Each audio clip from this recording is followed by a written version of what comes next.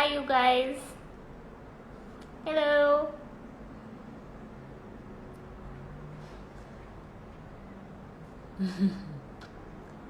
Hi. I can see a lot of people. I'm going to wait and let everybody else join. Hello. Hello, Bhavik sir.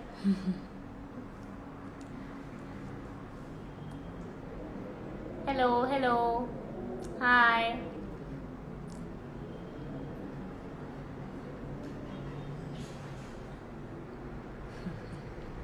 Hi, hello. How are you?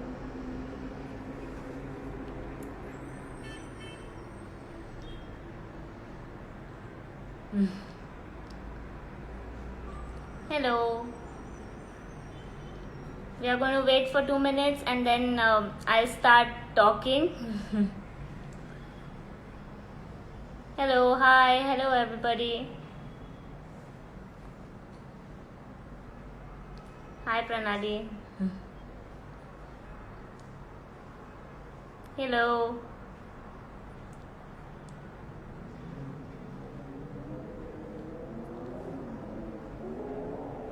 Hi, hello.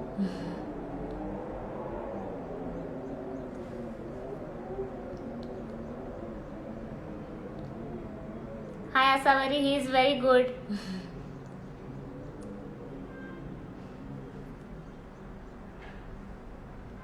Let's talk jewelry. Can you all hear me well?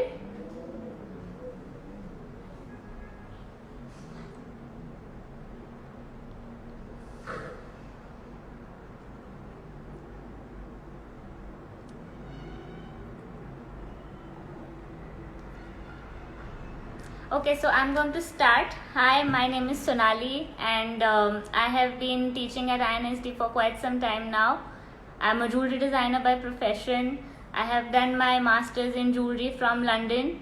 I have basically been doing quite a lot of jewelry stuff in the last 5 to 6 years. I have also been teaching at a lot of other institutes as a guest lecturer, and I love jewelry. I hope you all do too. I'm going to be answering a lot of question and answers for everybody in general who wants to pursue jewelry, who wants to get into the business, who's already into the business and is looking for something new in their life and want to do something different. So if you have any questions, I'll be doing a Q&A later on. You can just pop in your questions so I can answer. I'm going to try my best to answer all of them, and I'll start. So the college I have studied from is named Central St. Martin's. It's a very good college for jewelry. If anybody wants to know about it, you can go on their website and have a look. So I have got a huge questionnaire from a lot of my students about what jewelry is, why jewelry designing, what does it include, about scope, about basic things that like a job profile and what they should be looking at, what are the tips that I would give my students. So there are quite a lot of things that I'll be answering. I hope you guys have a good time listening to these things about jewelry design in general. And I can see a few more people joining. Hello, hi. Don't mind if I goof up. This is my first live session, and also there is quite a lot of internet issues. Just in case if it pauses, I'm going to be back. This is a 45 minutes live session. If you have anything to ask me, if there's anything that you would want to share with me, you can just type in the comments and I'll start telling you or answer your questions. And yeah, hi. Hello. I'm just going to wait for a second and then I'm going to start. Hello, hi.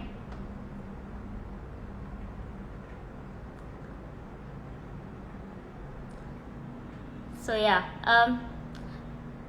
I'm going to start with the basic question, what is jewelry design? A lot of people know in general what designing is. It's basically anything that you decide to design about, whether it's a product, whether it's fashion, whether it's clothes or it's accessories. So the same way, jewelry designing is a profession where you design jewelry. It does not have to be limited to silver or gold or brass or semi-precious. Basically, jewelry design consists of designing for anything and everything that's related to jewelry. A lot of people might not know that watches also come under the section where you design jewelry, because nowadays people like wearing 18 karat watches, people like wearing diamond watches, and there are a lot of things that you wear that is called jewelry, whether it's brooches, whether it's earrings, whether it's necklaces. And basic part about jewelry design is that, yes, Pranali, I'll be answering your question about scope in jewelry designing in the next question. And so basically, yeah, so jewelry design is something that you design, whether it is anything that you would want to wear on your body and flaunt it.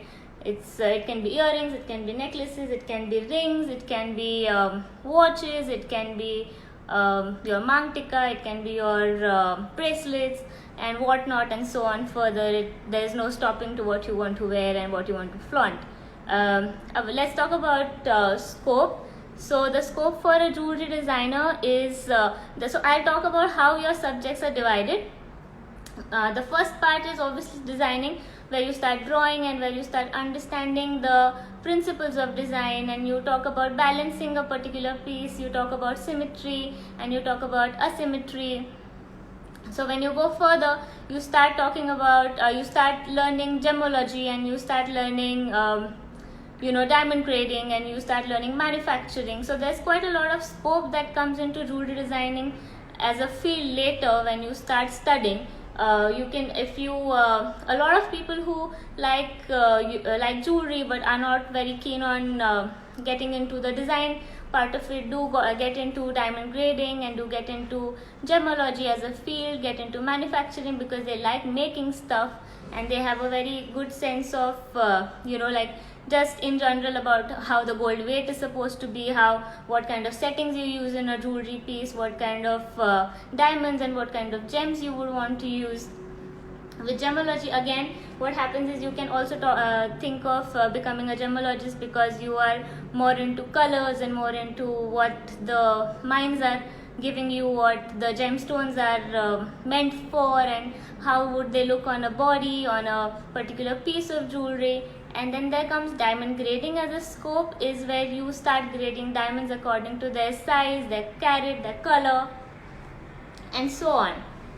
And obviously then because there's another part of gemology and diamond grading is also known as assorting, where you can assort stones and you become an assorter. And then there is a freelancer that you can think about and get into as then you can become a freelancer designer, you can become a freelancer gemologist, you can become a freelancer diamond grader, you can think about becoming a journalist or a blogger. And there are one of the best bloggers in India. You can look at Preeta Agarwal on Instagram. You can look for international bloggers like Katrina Perez. And there's quite a lot of scope as you go ahead, because then it again depends on what kind of courses you get into, whether you want to just do the designing part and then become a freelancer designer, or you just want to get into a diploma course, and then depending on what every institute offers you as a diploma course, then you can talk about there are degree courses where you do a 3 years degree program, and then you decide on to career wise what you want to get into. So Pranali, I hope I have answered your questions about scope and job profile for the jewelry design field. A lot of people have been asking me if jewelry design is for somebody who knows how to draw, or somebody who should who should be like excellent about designing and about drawing, and somebody who loves to create stuff. As I spoke about jewelry design in general, there are quite a lot of subjects that come into jewelry design. So it does not have to be that you need to know drawing. When we start teaching, what happens is that we start from A. So we don't just jump on like a different alphabet and think that you are coming back and as you have joined everything, and then we're just going to tell you that okay, now this is what it is, you have to study, you have to do it, and then that's it, that's done. No, we start with a very basic part where we start with drawing gems and drawing shapes and drawing lines and drawing straight lines and slanting lines and vertical and horizontals. And when this happens, I think somebody who really likes designing starts to fall in love with design more. Somebody who is willing to design, so, which is why you have probably enrolled for the course, then you start seeing the other part of the design field, which is that you have to be very particular, very intricate when it comes to jewelry. So it's not big blocks, it's not it's not calculations, but it's quite a lot of other things, like there's weight, there's shapes, there are how you put things together. When this happens, again you also try and understand how jewelry works as a design field. But every design course has other things included. For example, there's gemology, there's manufacturing, there's diamond grading, there are interview skills, there are obviously, then you learn the basics of everything in general that comes, like principles of design. The principles of design are same for every design field, whether it's a fashion field, whether it's a jewelry field, whether it's a product design field, whether it's an interior field. There are some calculations that stay intact, they don't change, which is why these are some common subjects that you learn, and then you get a basic of how designing works. Which is why I don't believe that you have to be excellent at drawing, or you have to be excellent at design, or you should know something about jewelry and then you start your career. No, you have to start somewhere, and when you have to start somewhere, then that is where you realize it, that okay, fine, maybe this is my niche, this is what I like more, this is what I don't like. Every designer has their own favorite thing, or their own way of designing, or their own, every designer's jewelry piece or product you would see, and you would know that this is the designer who has made it, because they have that particular niche about it. They have particular zest of their own, their something that they like the most. Like if you see my designs would always have a lot of nature and a lot of leaves and a lot of flowers, because floral is what I like the most. The same way, every designer has a very different outlook towards it. There's quite a lot of people who have been talking about sustainability and how sustainability can be inculcated into jewelry, into fashion, into so many other things that you would like. So not necessary that jewelry has to be very gold driven or very silver driven or very brass driven. It can be something that you make out of sustainable things, and it can still be a jewelry piece. It can still be something that you would want to use as a prop, as an accessory, as a jewelry piece, as something that would give your outlook a very different way of seeing. The other part about a lot of people also asked me about some brands that I like the most or I follow, and I think a lot of jewelers or pursuing jewelry designers should look into are there's Van Cleef & Arpels from France. You should definitely check out their page. They make some amazing jewelry, and they also do some amazing watches and amazing accessories. They have got so Van Cleef does quite a lot of storytelling in their pieces. There is a Romeo Juliet collection they have made, in which every piece talks about a story, and it's a beautiful story.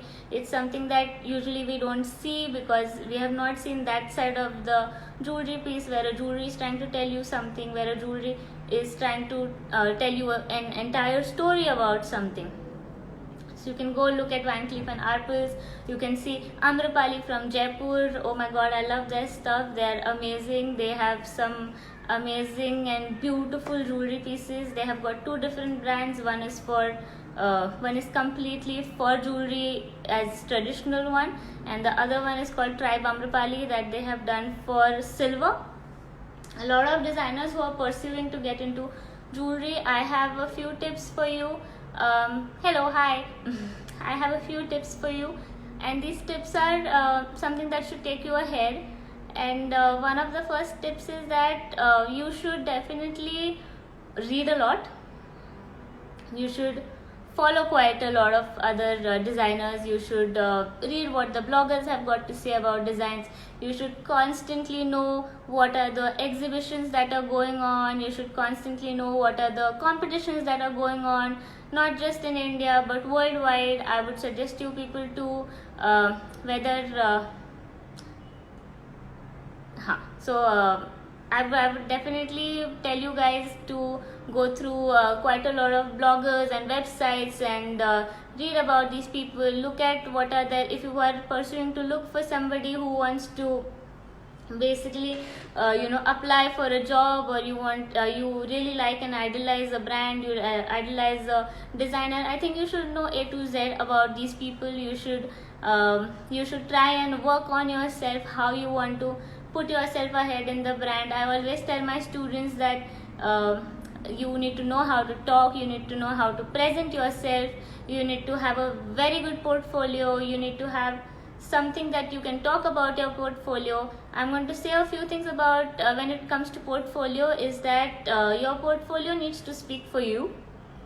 So every time you go to somebody and you show them the portfolio and they want to, they take the portfolio in their hand and they're going through it, I prefer having less questions asked to the person rather than your portfolio answering all the questions that pop into your employer's mind. So again, that's where the portfolio comes into being. Your resumes have to be intact, your resumes need to be updated, you need to have very good grades, you need to have good attendance sheets that from your colleges. You need because a lot of people say it does not really matter. I don't know why, because it really does. You need to have a very good rapport with your faculties, you need to have a very nice rapport with your other colleagues and your friends. You need to understand what they're doing, why they're doing it.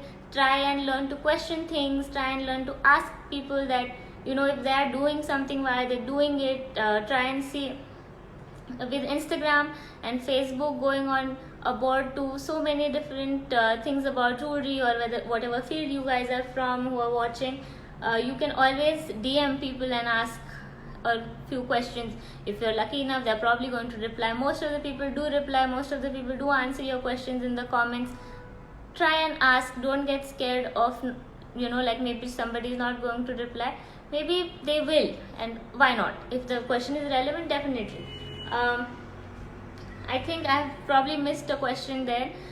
Somebody asked me about how do people get inspired. So there are different types of researches that people go through. There's obviously jewelry forecasting, there's obviously other things like about like primary research, there is secondary research, there are mood boards that people have to make in order to understand and get inspired and then create a collection. A collection in general has to, if you are talking about a brand, a collection starts coming into form 3 months before it's launched.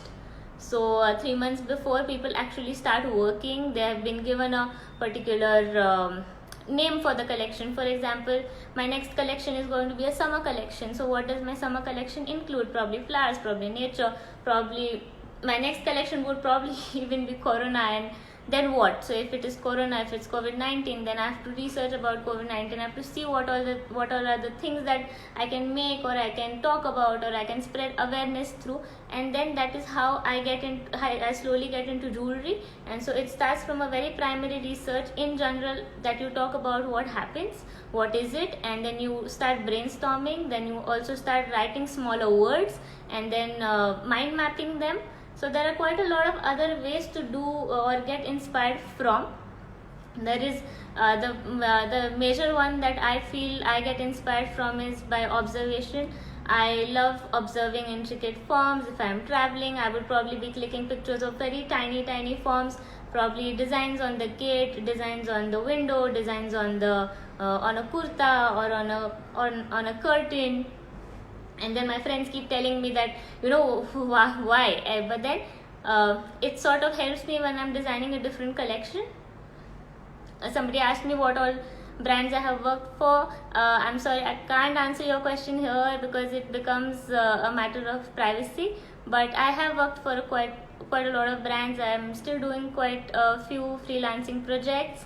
and it's something that is fun, because then it does not restrict you from working for somebody in particular. I think if anybody has any other questions, can definitely pop in too. There are a few other things, other tips I would give students is that if you're not very comfortable with talking about yourself, about your projects, try and learn, try and do a few courses about English or languages that you want to learn. And if you're looking for going abroad, or if you want to do your masters from someplace else and not from here, I would suggest you to really work hard on your portfolios. Start looking at offices that actually help you get through these programs. Look at the colleges, what are the criterias, what are the things that they need, what are the things that they want in your portfolios, or just basic general stuff that they are looking for, whether it's essay that they want from you, there are statement letters that they want from you. If that is something that they do want, I think you should always start a year ago before you start applying, because that way you are well prepared, that way you very well know what are the fundings that are required. If you're looking for loans, what are the things that you want from those loans, and what are the banks you would be looking for. There are quite a lot of other things that you have to take into consideration. If even minutely it pops into your head that you want to go abroad, start now, start researching. A lot of questions get solved when you start looking for answers on Google, or you start asking your professors, or you start asking people who are from that particular field and you know of, because then it just becomes easy. And somebody has asked me, Gargi has asked me how one can be very innovative. Is it only inspiration? Inspiration is a very main part about becoming innovative. Again, when I talk about read a lot is what opens up your brains, because a lot of times we talk about things and then we have a straight line towards where we become very conservative, we think inside the box, and if somebody's asked you to do something, you would always have you don't want to think something else. You would make restrictions for yourself. It has happened to me quite often, where I've been given a project, and if they tell me that these are the 3 things you have to use, I would probably only use those 3 things, but they have not said not to use a few other things. They have only said these are the main 3 things that you have to use. Unless and until somebody does not tell you that you don't have to use the rest of the things at all, that is when you need to restrict yourself. If they only tell you that these are the 3 things that you have to use, you can definitely bulge in your innovativeness, your creativity, your thinking process into it, and then make something. When you make it, and then if they say no, that's a very different part. But then in the first place, before designing, just don't put restrictions on yourself, because that is where your innovation and your inspiration does not really work, because you've already restricted yourself for a lot of other things. The same way, I feel innovation, it's something that you learn. It's not something that just comes to you. You may be innovative, but that is a very small part of your thinking process. But when you get inspired, when you open your brains to a lot of other things, when you open yourself to observations and yourself to reading about things, when you open yourself to reading about what are the new things that are happening all over the world, that is when your innovation comes into being. And then you start thinking that, okay, I have read something and now I want to use it. I have read this, maybe I should try and use it. I have heard about this, and maybe then I will try and use it. Yeah, I hope, Gargi, that sort of answers your question. Hi, Pranali. Anybody else has a question about jewelry, or just in general about design, that I can help with? Yeah. And there's another question that I would answer is what does one look for in a newbie? A lot of people are always worried that because they're new, they might not get into a particular brand, into a particular job, and they would want to, they need experience. Stop there and go through everything that you have done. create a very nice portfolio. Select a particular theme that you want to work around and you think you're really good at. Take help from somebody you know who would really honestly and genuinely would help you, whether it's your professor if you're out of college, whether it's your mentor, whether it's your friends. Ask them what do they think about it. Always make sure that you have somebody who can give you a critique and who can talk about you can just talk, who can tell you what to do and how they should do it or how they did it. Somebody who's experienced about a lot of things and have come back. And then if you have questions that you think those people can answer, ask them. A lot of times our best critics are our friends, because then they will tell you very honestly and very clearly what they think about your portfolio or what they think that you should add in those portfolios. So don't worry about like being very new to the industry and then what happens, whether they will accept or not. Everybody is looking for new trends, and new trends come on to when you start like just start being yourself and you start thinking in your ways. So don't go back to thinking what others were doing. Think of what you would want to do, and think of how you want your portfolio to be, how you want to present it, and what is it that why is it that somebody would want to hire you and not anybody else or any other portfolio. What is that unique thing? What have you found about yourself that you are very confident of doing? It can be as simple as that you are a very very genuine and hardworking person, and whatever comes at you would want to do it. So it starts very low, it starts at the base. You can do anything if you decide you want to do it.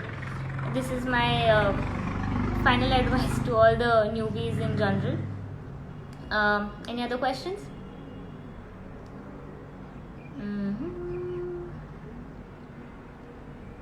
Okay, I'm going to wait for 2 minutes more and then see if anybody has any other questions. Hi Sonal.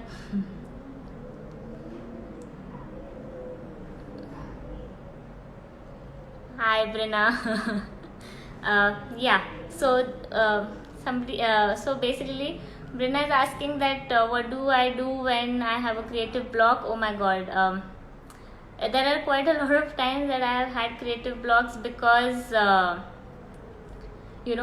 for many reasons. Maybe for 3 days I have not designed because I was out, I was traveling, I had something else to do, I had other things on my head, and then that's where it stops. That's where I have a creative block, where if you all are wondering what it is, it's basically where you have something in mind, but you can't put it on paper. You have something in your head and you go through a lot of websites, you go through a lot of designs and designers, and then you think, oh my god, I'm going to sit down and remove all my things and start talking about different I'm going to start drawing, and I have this in my mind, and this is going to be my collection, and this is going to be my best collection. And then when you remove your paper, when you take your pencil and you start writing, blank. You can't do anything on the paper because there's that creative block. There's something that blocks you from actually putting your mind onto the paper. And a lot of times what I do is, someone had advised me to not do anything. I stop and I decide on not to go ahead, and I give myself a break, and then I sleep it off a lot of times, and then the next morning that I wake up and I decide to do it, I'm a lot better. My mind is a lot calmer. A lot of people prefer working in the night, a lot of people prefer working in the morning. If you have a creative block, I would suggest you to let that day pass, do what you are comfortable doing, run your errands, and let everything just go on, and then go back to what you were thinking. Write those points down, and then calm your head, open your laptop, look for more inspiration, start drawing a few things, and then if that goes ahead, that is how I mostly solve my creative blocks. A lot of times I just don't do anything for 2-3 days, and then I start again. That also works quite well. Devasmita has asked how to get into the jewelry industry as a designer. There's every website of a good brand has careers option at the bottom. You click on it, you look at the email that they want, you can you need to have your resumes ready, your portfolios ready, and you have to have an essay of yourself about why you want to be a designer. It's basically an email writing technique where why you want to be or get into that brand and why do you want to work with them, and then that's how you apply for jobs. That's how you get into the industry. VK Jules, what is the basic step to be taken before creating any collection? Basic step I would tell you is that you need to have a name for your collection, or you need to have a theme ready for your collection. That is the basic steps that I have been taught or I have been taking for a long time. If I have something in my mind, maybe it can just be embroidery, or maybe it can just be carving, and then I start mind mapping, and then I start thinking about a collection, how my collection is going to look. Obviously your collection needs to have something solid about how you would want to whether it's a gold collection, whether it's a silver collection. When you talk about different metals or different gemstones or different diamonds that you will be using, then you start knowing that how they are going to get manufactured. Then somehow you start narrowing everything, and that's how in the end you have a product that you would want to put it in your collection. So I would suggest start with a theme. It's always easier to make a collection out of a theme. Krishna says how fashion designer can learn more about accessories. So fashion designers, I think I would want to say that fashion and jewelry and accessories, they go hand in hand. They are inseparable. If a lot of people prefer not wearing jewelry or accessories only, so that's a very different part. I have always had a lot of arguments, ma'am, lekin we don't like wearing something, accessories or jewelry probably uske upar. So I would say that fashion designers should definitely have like a small module that talks about accessory designing, because that helps with styling, that helps with understanding how fashion and other design fields go hand in hand. It also accentuates what you are already wearing. They can also learn it via different mediums, whether it does not only have to be jewelry. So accessory, when you talk about accessory designing, there's quite a lot of thing that comes into that gets included, like footwear, like belts and hair accessories, and I keep forgetting, there's one more, hats. Millinery is what comes into being.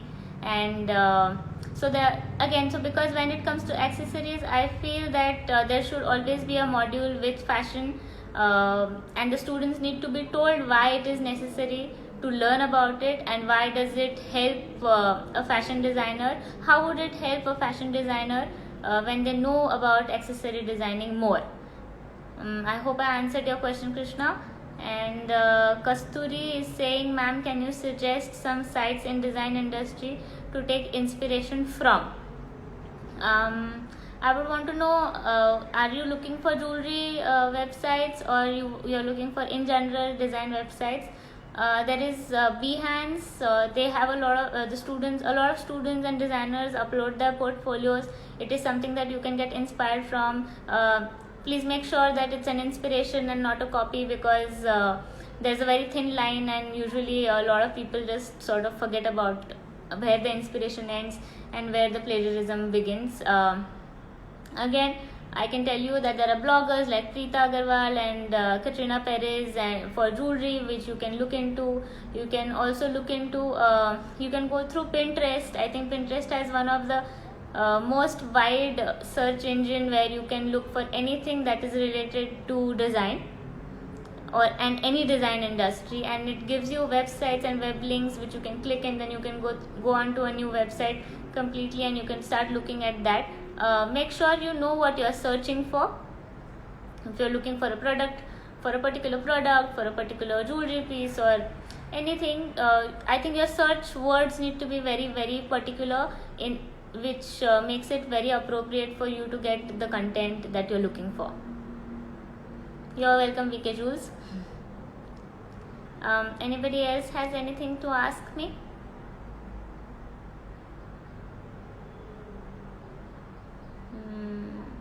I'm still waiting. No problem, Kasturi. I hope it helped.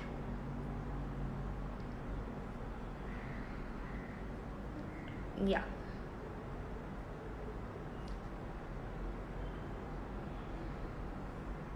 I'm going to scroll back and see if I've answered all your questions.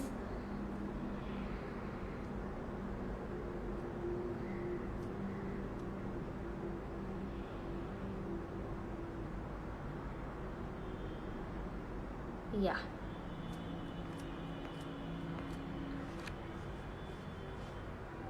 Okay, if there are no questions, then I'll be ending the video in 5 minutes.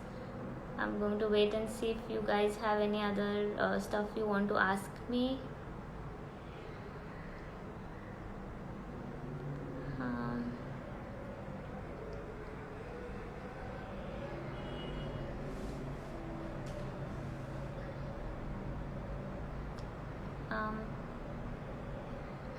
Hello, hi.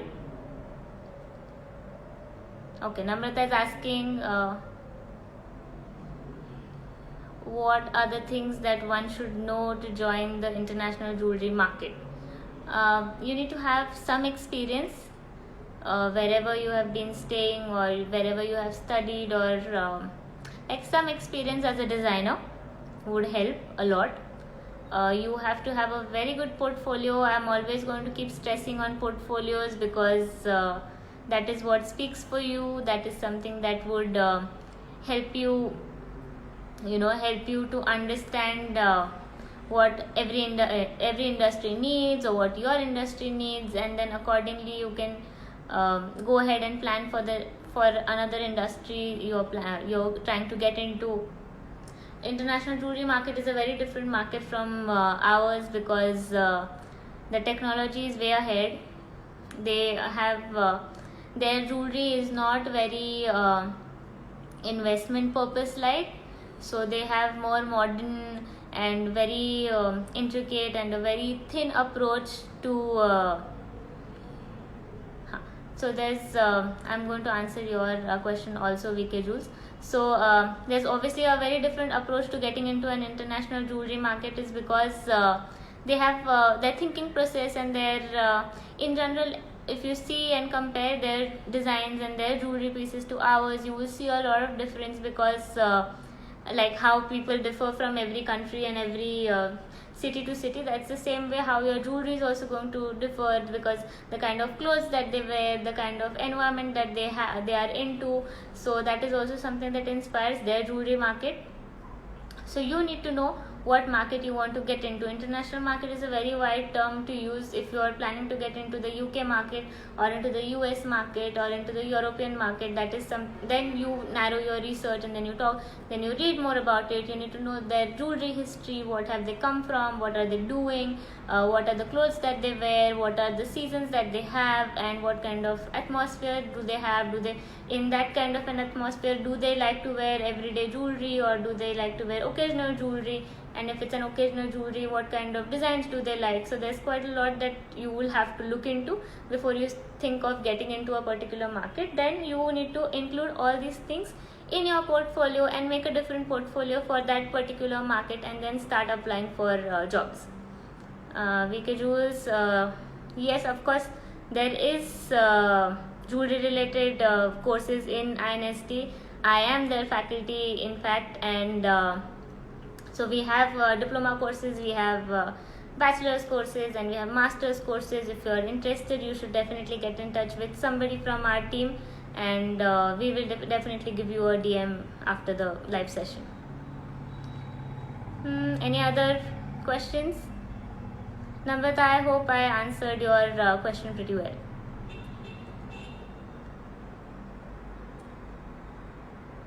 Okay, so I don't think there are any more questions. If you do have, you can DM us, you can ask us on our page, and we will be very happy to help you. And it was a nice, lovely session today. So I'm going to take your leave. and I hope you all are safe. Bye, take care.